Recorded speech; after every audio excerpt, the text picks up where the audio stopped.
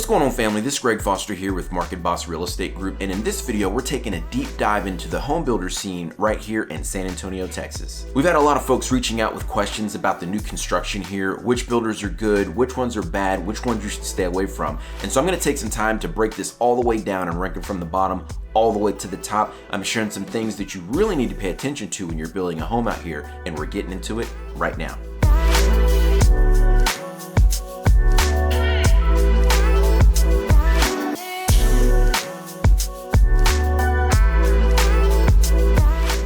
So there's a lot to consider when you're going through the new construction process. You've got builder quality, you got builder reputation, and what does their process look like and how easy are they to work with? Because trust me, some of these builders out here are definitely easier to work with than others. There's about 4 tiers of home builders right here in the San Antonio area, and I guess really for just about anywhere that you're watching this video from. You've got 3 different levels of production builders, and then there's that very top tier custom builder where almost anything is available under the sun, so long as you have the budget and you're willing to pay for it. So you've got this first tier, or what I like to refer to as the entry-level home builders, and really the name of the game here at this level is affordability. And I realize with the way that home price has been acting for the last couple of years, that one's kind of laughable, but just stick with me on this one, okay? At this level, you'll typically see fewer option selections with fewer upgrades, usually some smaller lot sizes, and those are really targeting first-time home buyers anywhere from the low to the upper mid 300,000s. Then there's the second tier, which for the most part falls anywhere from the mid 400,000s to the upper 500,000s, and that's the sort of move-up home builder. You usually got better quality, nicer finishes,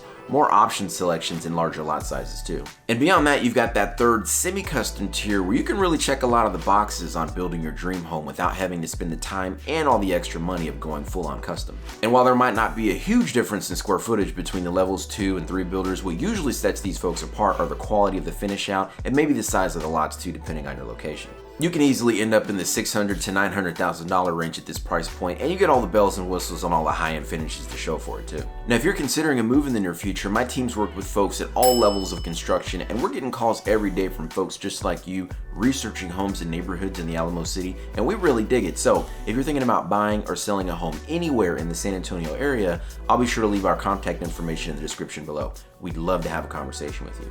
Now let's break down all 3 of those production builder rankings in San Antonio and see who the players are around here.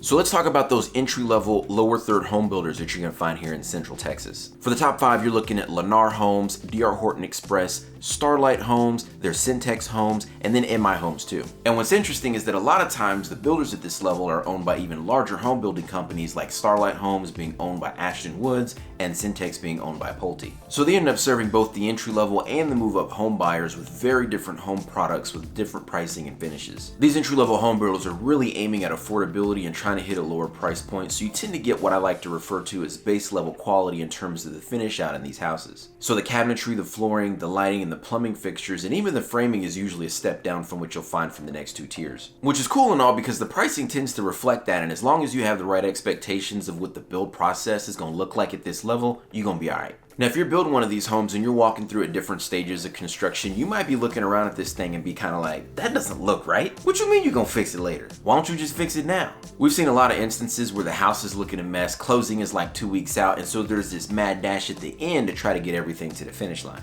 And in a lot of cases where the builder's trying to rush closing, they take a lot of last minute items and they put them on this little punch list for them to handle after you close and move in. At which point my team usually has to flex on the construction manager and be like, nah bro, homie, don't play that. Which tends to take a lot of fun out of the process. But you're saving a significant amount of money at this level compared to the next 2 tiers, so it's not necessarily a bad thing if you're gonna go with one of these entry-level builders. You just gotta make sure you have the right expectation as you go into things and moving forward. And we'll talk about some tips later on in this video about how to make it through the build process without losing a lot of sleep, gaining a bunch of weight, or getting a divorce before this house is finished. All of which I've seen happen before. But you ain't gotta worry about all that, okay? My team and I, we ain't gonna let that be you.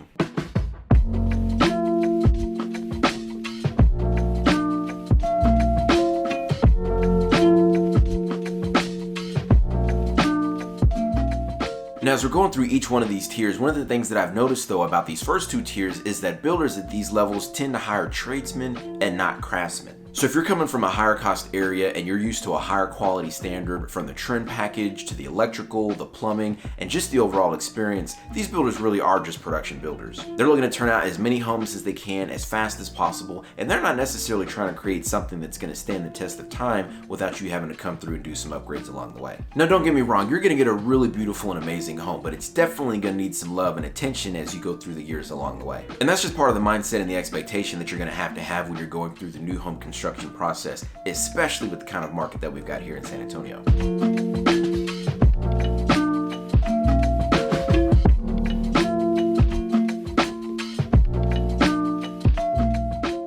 So for tier 2, I'd say you're looking at builders like Pulte Homes, Chesmar, Guillen Homes, and Coventry. These are more your mid-level guys and the ones that are going to offer a higher standard and higher quality that you're going to find on tier 1. And it's where you'll find that you have more time and you're going to get more options to be able to customize the details of your home. Many of the entry-level builders are taking a floor plan, taking a lot, picking one of the 4 or 5 color package they have, A, B, C, or D, and if you're lucky, you get to select your color package in the beginning. But more often than not, nowadays most entry-level builders are just building spec homes and eliminating the selections process altogether. Usually they're waiting till the home is 60 to 90 days out from completion before they put a price on it, and then they're putting it out there for sale as an inventory home for everyone to take a look at. Whereas the second tier allows you to customize things a little more when it comes to stuff like your elevation, your flooring, and your fixtures. Although with the supply chain issues and labor shortages we're still dealing with right now, many of the builders in this tier and even in the next level up are putting out a lot of inventory homes without the option selections just so they can have more control over their costs and the build processes.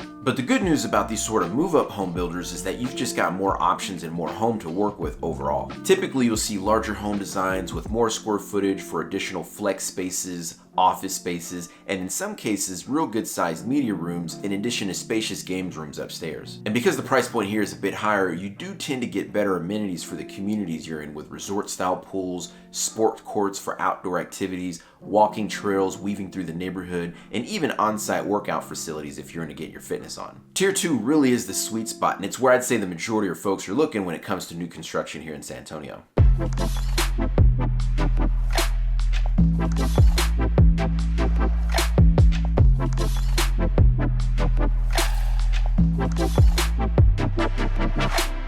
Okay, so let's talk about this highest tier of production home builders here in San Antonio. My team and I, we've had the pleasure of working with Perry Homes, Highland Homes, Siddeley's a really big one. You've got David Weekley, Guillen Homes, Ashton Woods, and Monticello Homes, all building some of the most beautiful home designs that you're gonna find anywhere in the Alamo City. And you can just expect that these guys are gonna have a higher standard of quality all throughout the entire process. You get top level trim packages that are more elaborate and they just come included. The higher level cabinetry, countertops, flooring, and the fixtures, they all come included too. And many of the options that you'd have to pay for with upgrades at other builders, they're just gonna come standard with this tier of home construction. A lot of times you have larger lots in the 60 to 80 foot range, along with acreage communities, and really it's just a more premium product to begin with. So you're gonna go into neighborhoods where you're surrounded by other homes in the $600,000 to $900,000 range, where each home has its own unique look as opposed to some of the entry-level neighborhoods where a lot of the homes are looking real similar. Which basically means that since the included finishes are really nice, once you start looking at upgrades, you're gonna be stepping into the really fancy stuff. Of course, price point's gonna drive a lot of your decisions about getting into some of the more custom options available in this third tier, like moving walls around, or maybe changing your exterior of your home in a more meaningful way. And you'd be surprised at how many more options are gonna be available to you when it comes to flooring, countertops, fixtures, and some of the structural changes that you can take place in your home. Which might include some things like redesigning spaces, adding bedrooms, or some additional living spaces if those are options too. Really, there's a lot of ground that you can cover in this third tier before you take the step to go full on custom, where you're looking for a lot, you're hiring your own architect, or maybe you're going through that full-on design center process where you've hired your own interior design firm. Really, once you get to custom, I mean, there's pretty much anything available to you so long as you're willing to pay for it. But let's talk about a few different tips as you're going through the process. And this stuff's really good no matter if you're starting at the entry level or you're going all the way through. And this is just some things that you can keep an eye on to make sure you're having a good experience.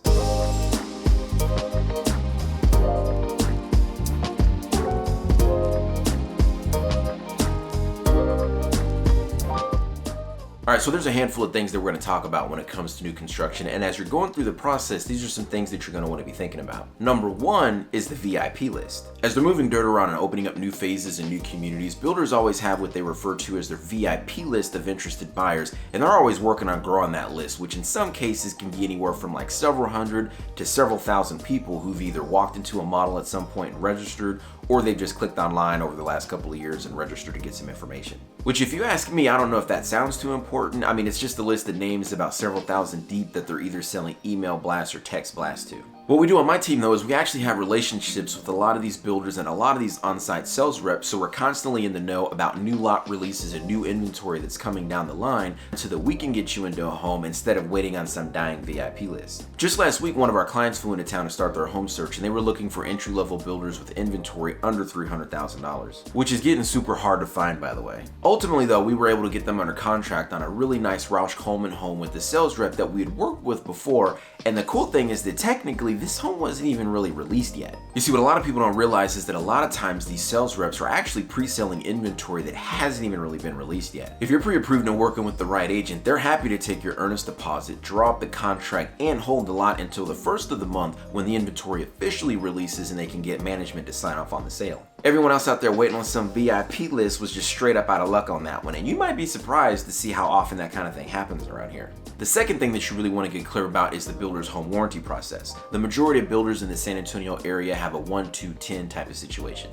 That's a 1-year bumper to bumper, front to back, top to bottom, literally everything's included. You've got 2 years for everything behind the wall, so all the mechanicals like the HVAC, the plumbing, and the electrical, and then you've got the 10 for a full 10-year structural warranty too. But what you want to find out is, does the builder do that in-house? Do they have somebody on site in the neighborhood with the same trades that built your home in the first place, or are they going to outsource that to somebody that doesn't even know your house? Last thing I'll touch on with number 4 is knowing how your builder is going to handle the inspections process. Ideally, if you're building from dirt, you want to take advantage of getting inspections at all 3 phases of the construction process. And that's the pre-pour stage before the foundation goes in, the pre-drywall stage before the walls go in and cover up all the framing and mechanicals, and then of course the final home inspection at the end just to make sure that everything's good. Now, because of the way some builders are releasing their inventory, that whole pre-pour foundation inspection deal is usually a thing in the past, unless of course you're getting in early and you're building in from dirt and picking out all your options. And since a lot of builders are waiting well into the frame stage or even past drywall before they put a price tag on that home and release the inventory, in a lot of cases you're only able to complete your final inspection at the very end, similar to when you're buying a resale home. So whether it's resale or late stage new construction, either way you're not necessarily getting a chance to see what's behind the walls, but at least with resale you've had the test of time to take a look at things and see if anything's going to happen. In a scenario like that, you're really just going to have to rely on the city or the county to do their job to make sure that everything was done properly during their inspections. Unless of course you're going with a builder like Perry, who actually goes a step farther and hires their own independent inspection company to ensure that they're building a quality home for you. I've mentioned before in previous videos about how my wife and I are under contract with Perry right now, and it just so happened that we were having our third-party home inspection